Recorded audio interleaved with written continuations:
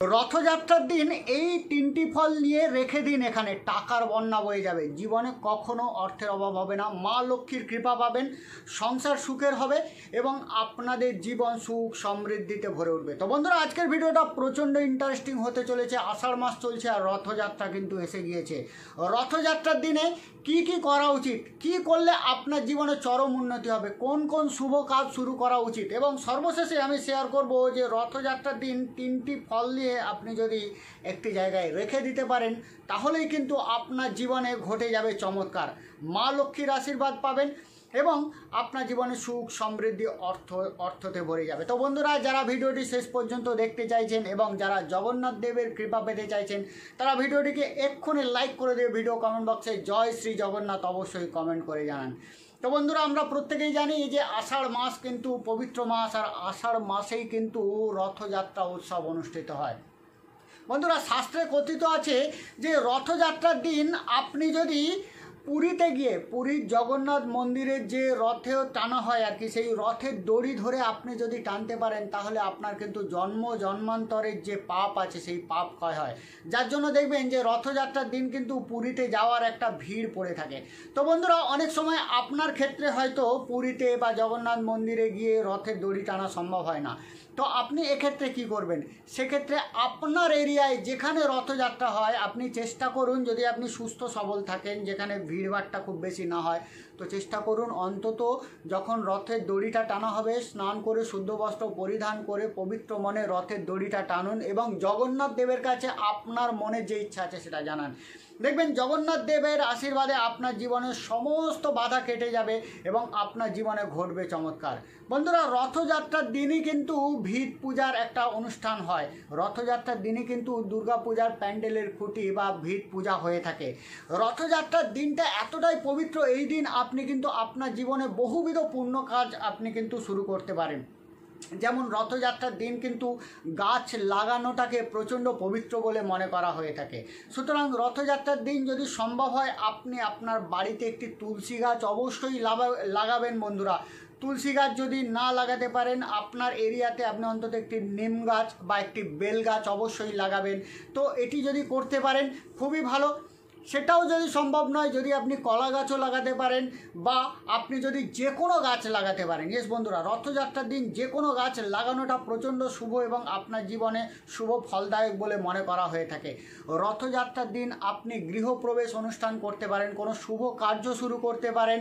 আপনি আপনার যদি কোনো যানবাহন কিনতে চান তো সেই যানবাহন আপনি আপনার বাড়িতে আনতে পারেন।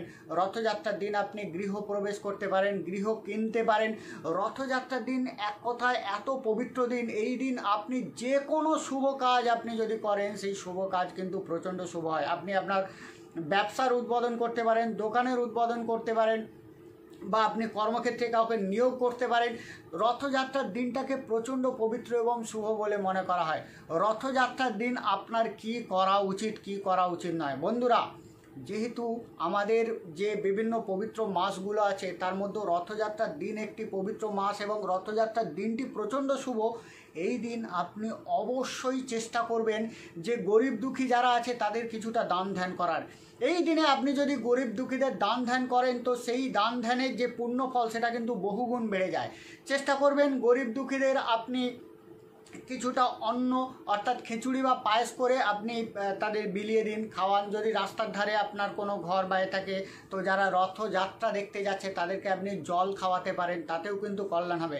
বন্ধুরা, রথযাত্রার দিনটা এতটাই পবিত্র, এই দিন আপনি চেষ্টা করবেন সকালবেলা ঘুম থেকে উঠেই আপনার যে বাড়ির মেঝে আছে ওই মেঝেতে পাখি যখন আসে সেই পাখিদের জন্য কিছু বিস্কুট এবং খাবার গুঁড়ো করে দেয়া, যাতে করে সেই পাখিগুলো খেতে পারে।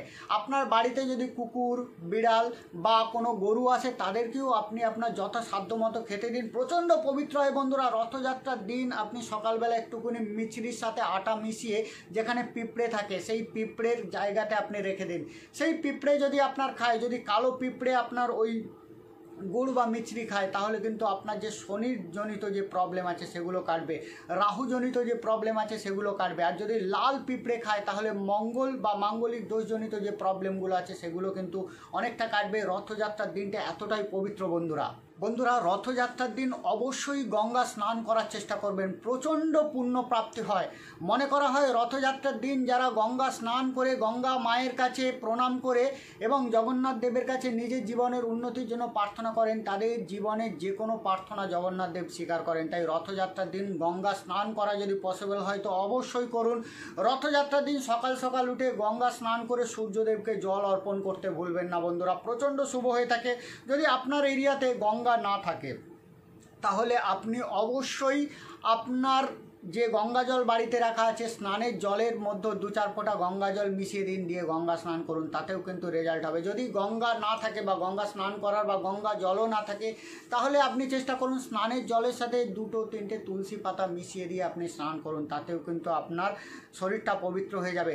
বন্ধুরা, রথযাত্রার দিন চেষ্টা করুন, রথযাত্রার দিন আপনার যারা গুরুজন আছে অর্থাৎ পিতা মাতা আত্মীয় পরিজন কাকা জেঠু এদেরকে আপনি যথাসম্ভব আপনি সম্মান দেওয়ার চেষ্টা করুন। রথযাত্রার দিন নতুন কোনো বস্ত্র কিনে এনে আপনার পিতা মাতাকে আপনি দান করুন বন্ধুরা, মহাপুণ্য ফল লাভ করবেন। রথযাত্রার দিন যারা বাচ্চা আছে বিশেষ করে 8 থেকে 9 বছরের যদি কোনো মহিলা থাকে, ইয়েস বন্ধুরা, যদি না থাকে 3 থেকে 9 বছরের ভেতরের মহিলাদেরও আপনি যদি কোনো বস্ত্র দান করতে পারেন, একটা জামা কিনে যদি দিতে পারেন, তাকে যদি কিছু মিষ্টি কিনে খাওয়াতে পারেন তো এটা মহাপুণ্যের বলে মনে করা হয় বন্ধুরা। স্বয়ং মাতা লক্ষ্মীর আশীর্বাদ আপনি পাবেন। রথযাত্রার দিন মন্দিরের পাশে বসে থাকা যে সমস্ত গরিব দুঃখী আছে তাদেরকে আপনি আপনার সাধ্যমতো দান করার চেষ্টা করুন। প্রয়োজনে তাদেরকে আপনি কিছু শাড়ি বা কিছু জামা প্যান্ট কিনে দান করুন বন্ধুরা। যদি সেটাও সম্ভব না হয় আপনি আপনার সাধ্যমতো কিছু চাল ডাল তেল নিয়ে তাদেরকে দান করুন। আর যদি সেটাও না পারেন আপনি রান্না করে খিচুড়ি ভোগ বা পায়েস ভোগ করে গরিব দুঃখীদের খাইয়ে দিন বন্ধুরা, চরম উপকার হবে। আপনি দেখবেন যে আপনার জীবনের সমস্ত স্বপ্ন কিন্তু সফল হতে শুরু করবে। বন্ধুরা, রথযাত্রার দিন 3খানা ফল নিয়ে রেখে দিন, এই জায়গায় ঘটে যাবে চমৎকার। বন্ধুরা, আমরা জানি রথযাত্রার দিন প্রচণ্ড পবিত্র দিন। রথযাত্রার দিন বলরাম, সুভদ্রা এবং জগন্নাথের কিন্তু পূজা হয়ে থাকে, এরা কিন্তু রথে করে গমন করেন। তো এই দিন আপনার বাড়িতে যদি জগন্নাথ, সুভদ্রা বা বলরামের এই যে 3জনের বা জগন্নাথ দেবেরও মূর্তি থাকে তাহলে আপনি করবেন কি, সকালবেলা স্নান করে শুদ্ধ বস্ত্র পরিধান করবেন, করে 3খানা গোটা ফল দেবেন। ইয়েস বন্ধুরা, যে কোনো ফল হতে পারে, আম, আপেল, লেবু, গোটা ফল দেবেন। 3খানা ফল নিয়ে জগন্নাথ দেবের সামনে আপনি দেবেন, দিয়ে আপনার সাধ্য মতো আপনি পূজা করবেন। পূজা করার সময় অবশ্যই কিছু তুলসী পাতা আপনি অবশ্যই জগন্নাথ দেবের পায়ে অর্পণ করবেন বন্ধুরা।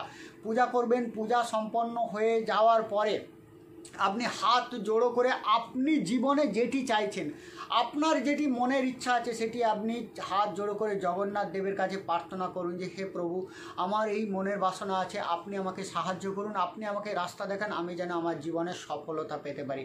প্রার্থনা করুন, জগন্নাথ দেবের পায়ে আপনি মাথা ঠেকান, ঠেকে জগন্নাথ দেবের কাছ থেকে আশীর্বাদ প্রার্থনা করুন। যখন রথযাত্রা সম্পন্ন হয়ে যাবে অর্থাৎ রথযাত্রার শুভ যে ক্ষণ সেটি চলে যাবে, তারপরে ওই যে ফলটি 3টে ফল দিলেন, ওই 3টে ফল কেটে বাড়ির সকলকে প্রসাদ স্বরূপ খাইয়ে দেবেন বন্ধুরা। খুব শুভ হবে, আপনার জীবনে চরম উন্নতি হবে বন্ধুরা। রথযাত্রার দিন সকাল সকাল বাড়ি ঘরদোর পরিষ্কার পরিচ্ছন্ন রাখবেন, সকালে উঠেই গঙ্গা জল ছড়িয়ে বাড়িটা পরিষ্কার করবেন, ধূপ দ্বীপ দিয়ে চারিদিকটাতে সুগন্ধিত করে রাখবেন। যদি সম্ভব হয় একটুখানি কর্পূর আর একটু তেজপাতা আপনি জ্বালিয়ে সারা বাড়িতে একটু ধোঁয়া দিন, দেখবেন আপনার বাড়িতে শুভ শক্তি প্রবাহিত হবে বন্ধুরা। তো রথযাত্রার দিন এই ছোট্ট ছোট্ট উপায়গুলো করুন, আপনার জীবনে অনেক ভালো হবে। তো ভিডিওটি কেমন লাগলো অবশ্যই ভিডিও কমেন্ট বক্সে কমেন্ট করে জানান। আজকের মতো আমি আপনার থেকে বিদায় নিচ্ছি, কালাবন্ধ নতুন কোনো ভিডিও নিয়ে আমি অবশ্যই আপনার সামনে উপস্থিত হব। আমি আপনাদের চিরবন্ধু পরস্পর ঐক্য শক্তিশালী এনার্জেটিক টিচার। নমস্কার।